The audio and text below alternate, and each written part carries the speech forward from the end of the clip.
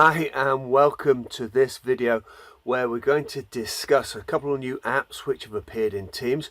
They are the app for Microsoft Project for the Web and the app for Roadmaps, and in this video I'll show you how to use them. Okay, let's get started. So here I am in Teams. Let's do a complete experience in this. So first of all, we're going to go and create a team. I'm going to choose a team from scratch, and this one will be a public team. Let's just give that team a name. Once I start creating the team, I'm prompted to add members to the team itself. Now I'm not going to do that. I'm going to skip that for now because we'll add in the team members later on. Okay, the team's been created and it's called Project App Demo, as you can see. So what we can do is click on the Add tab, and from within there we're given all of the apps, and you can see that I've already got in my recently used apps Roadmap and Project. But if you didn't see those, you could come up into the search and just search for Project, and it will find those two apps anyway, as well as a few others. Remember, we already have the Planner app that we can add in to Teams. Now personally, I think Planner may well disappear and be replaced by Project for the Web. It really depends upon the licensing, but for me at the moment, certainly it seems to me that Project for the Web is going to subsume all of the Planner functionality going forward. Okay, so having said that, let's just go and add in our first project app. We're given this splash screen which we can read, etc., but typically let's just click on Add. So here's the app that we want to add. Now I can go and create the project directly within the app. So we'll just give this a name. We'll call this Sin44W and click Save. And then straight from within Teams, I can begin to develop this project. Let's just go and do that. So now we've fully created the plan, let's go and assign some resources to this. So if I click on the Assign To here, we can see that the only person in this team at the moment is Ben Howard. So we'll go and assign Ben to produce for PID. However, what about if I want to add some other members to the team? Well, I can do that directly in here. So we'll go and search for Maria. And we can see Maria is not part of a team yet. She's part of this group called Everyone Else. So let's click on to add Maria, and this UI pops up here which says, do you want to add Maria to this project? Yes, we do. So we'll assign and add that user Maria to the project. So this is why I didn't have to add users to the team before, because we can do the whole thing within Microsoft Project for the Web. I just want to show you a couple of other things whilst we're here. Firstly, I have fully committed the timeline, or created the timeline rather, within Project for the Web, or within the Project for the Web app here. So you can see this within the timeline view. You can also just see the icons of the people who have been assigned to the task, and I could further develop this plan out.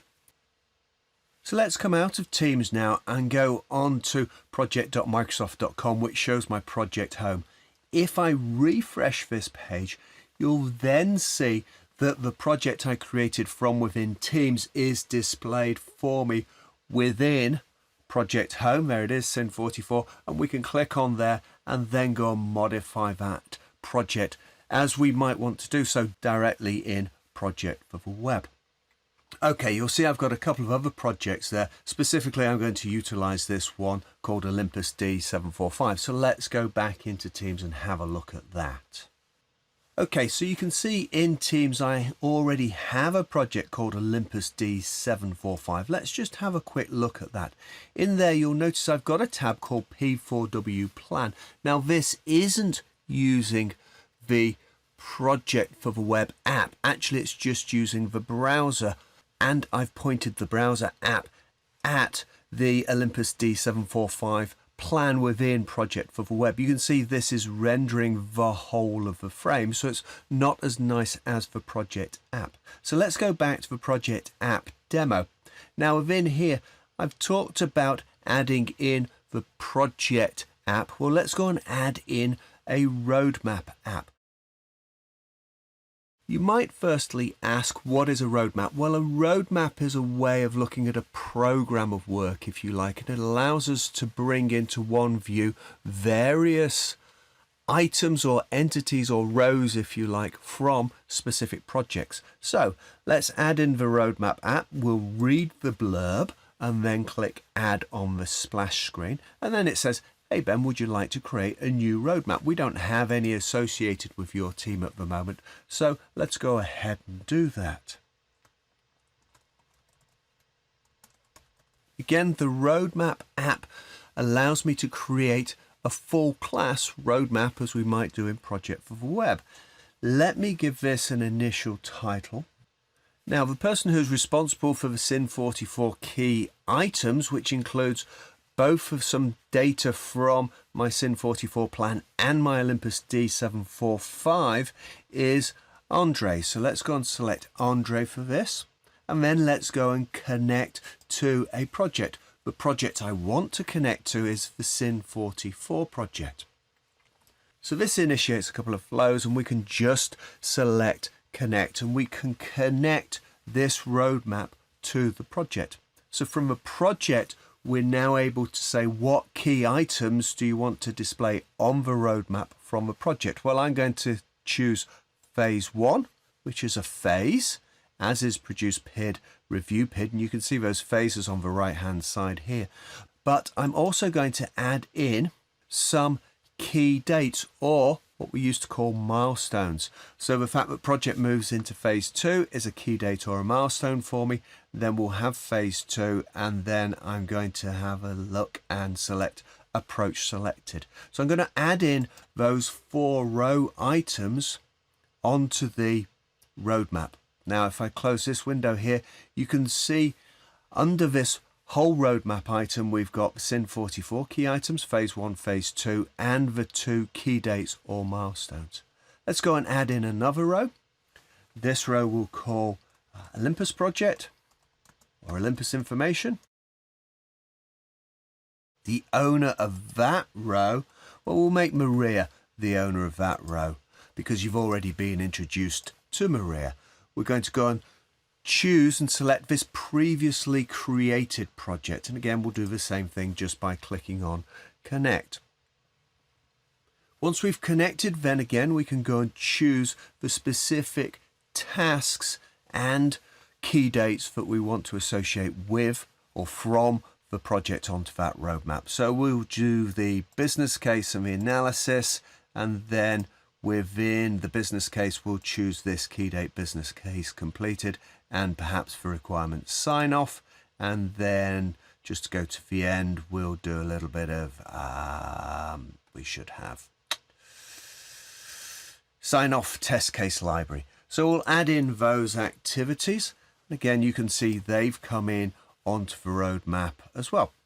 Now, one of the things that roadmap will allow me to do is set the status on these particular roadmap items. So by selecting a roadmap item, I can choose the status, and you can see that I can choose not set, on track, at risk, high risk, or done. So I'm going to say this is done, even though of course we're way in the future here. And then this key date here, I'm going to say that that is on track.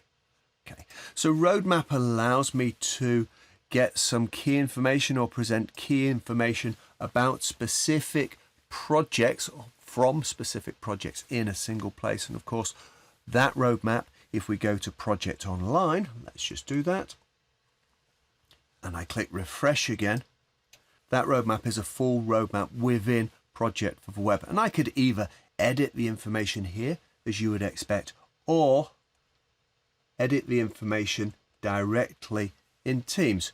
And of course, that information will synchronize up and change between the 2 interfaces that I'm using, either Project for the Web or Teams, because the Teams app is just really a nice interface into Project for the Web. Okay, so there you have it. There's a very brief introduction into two apps that are now available in Teams. We have the app for Microsoft Project, as in Project for the web, and we have the app for roadmaps, and a quick demonstration of how to use them. So please do subscribe to the YouTube channel to look out for all things Microsoft Project, and of course there's a bit of Power BI on there as well. All right, until next time, bye bye.